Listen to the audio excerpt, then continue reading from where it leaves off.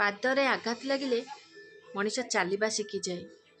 ଆଉ ମନରେ ଯଦି ଆଘାତ ଲାଗେ ନା, ମଣିଷ ଏକୁଟିଆ ବଞ୍ଚିବା ଶିଖିଯାଏ ଓ ମଣିଷ ମଣିଷକୁ ଚିହ୍ନିବା ବି ଶିଖିଯାଏ। ସତ କଥା ନା? ସେଇ ବ୍ୟକ୍ତିଙ୍କୁ କେବେ ବି ପରିବର୍ତ୍ତନ କରାଯାଇପାରିବ ନାହିଁ, ଯେଉଁ ବ୍ୟକ୍ତି ନିଜର ଦୋଷକୁ ନିଜେ କେବେ ଦେଖିପାରେ ନାହିଁ।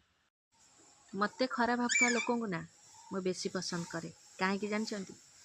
ସେମାନେ ତାଙ୍କ ବିଷୟରେ ଚିନ୍ତା ନ କରି ମୋ ବିଷୟରେ ବେଶୀ ଚର୍ଚ୍ଚା କରନ୍ତି। ଯାହା ଈଶ୍ୱର ଦେଇଛନ୍ତି ତାକୁ ଛଡ଼େଇ ନେବାର ଶକ୍ତି କାହା ପାଖେ ନଥାଏ। ଆଉ ଯଦି ଈଶ୍ୱର ଚାହିଁବେ ନେବା ପାଇଁ, ଯେତେ ଛତ ଚେଷ୍ଟା କଲେ ବି ତାକୁ କେହି ଅଟକେଇ ପାରିବେନି। କିଏ କହେ ମଣିଷ ଖାଲି ହାତରେ ଆସିଛନ୍ତି ଆଉ ଖାଲି ହାତରେ ଯିବେ? ସେ କଥା ନୁହେଁ। ମଣିଷ ଭାଗ୍ୟ ନେଇ ଆସିଛନ୍ତି ଆଉ କର୍ମ ନେଇକି ଯିବେ। ସମ୍ପର୍କର ମାଳ ଯଦି ଛିଣ୍ଡି ଯାଇଥାଏ ନା, ତାକୁ ଯେତେ ଥର ଗୁନ୍ଥିବ ସେ ଛୋଟ ହେଇକା ଯାଇଥିବ।